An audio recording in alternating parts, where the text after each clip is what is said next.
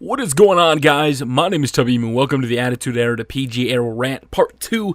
And the reason I'm doing a Part 2 is because a lot of frustration from people that were coming at me in Part 1. And I just want to clarify and thank you guys so much for supporting my views. You don't have to support my views. That's the thing. It doesn't really matter. And I'd ask people, if you agreed with me, leave a like. If you didn't, feel free to dislike if you have a valid opinion, you know? Not everybody likes the same thing in WWE. And, the likes overwhelmingly took it. But I want to clarify a little bit on my statements about the Attitude Era and the PG Era. People think just because of what I said that I didn't like the Attitude Era or I didn't know jack shit about the Attitude Era. And that is completely not true.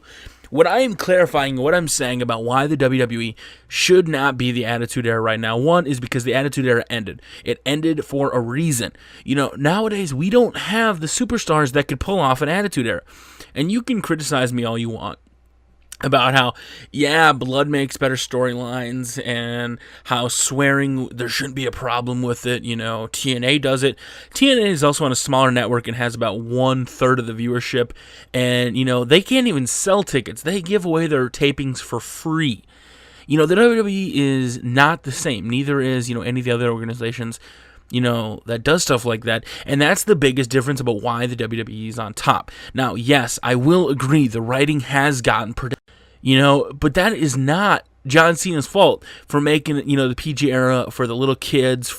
That is definitely not why, because you can have interesting storylines without the little kids involved. The CM Punk storyline that they wrote was absolutely genius, except for the fact that they had a taping and wrecked it, when they gave it up that Monday night. Other than that, though, I would agree with you, the storylines have gotten boring in the PG Era. But if you added blood in, would that make it any better? No. Yes, blood is almost essential in gimmick matches, and, Pulse kind of went off on me on the other night in the live stream, and, everybody was saying, what, but that's the point, you get into the wrestling business and that's stuff you have to do. That may have been how it was back in the day, and I know a lot of the, the smaller promotions, guys still do that kind of stuff all the time, but once you've gotten to the WWE, you don't really have to do that crazy shit anymore to get known. What you need to do, and this is the reason why I make the statement that the Attitude Era cannot happen in the WWE now, is because of the personas that are in WWE. Everybody blames WWE Creative for why these guys aren't successful or why they didn't go over with the fans. And the sad truth is, a lot of it has to rely on the superstars. Back in the day when Chris Jericho first debuted, and, he had ideas, he went to Vince and was like, Vince, I want to do this.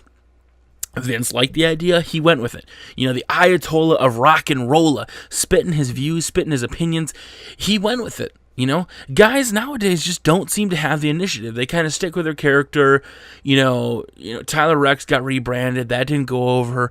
But The Rock, he came back, he was like, Rocky Maivia isn't working, he asked to go with a different gimmick. These guys came up with their own gimmick and made themselves back in the day. Shawn Michaels, with the whole bodyguard thing with Vinny Vegas, everything that he pitched, he was a self-made character. He came up with the ideas, he went with it, and the WWE approved it. Now, yes, the WWE may not be approving a lot of these radical ideas like they did back then, but without these superstars that are that charismatic, right now you don't have guys like Stone Cold Steve Austin, Bret Hart, Owen Hart, all those guys, Shawn Michaels. You don't have anybody that could carry an Attitude Era, and that's what sucks about it. But is that John Cena's fault and, the little kid's fault for doing it? Absolutely not.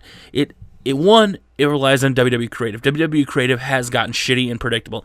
I give you that. But also, these WWE superstars have to step up with their own gimmicks, things they want to do. This Dolph Ziggler show-off thing is a great example. I love the fact that Dolph wants to show off. He's taking initiative. Zack Ryder taking initiative, very good thing. Guys, don't blame everybody else. I would blame WWE Creative and blame the superstars for not being more proactive, guys. My name is Tubby. Part 2 of the rant. Tubby out.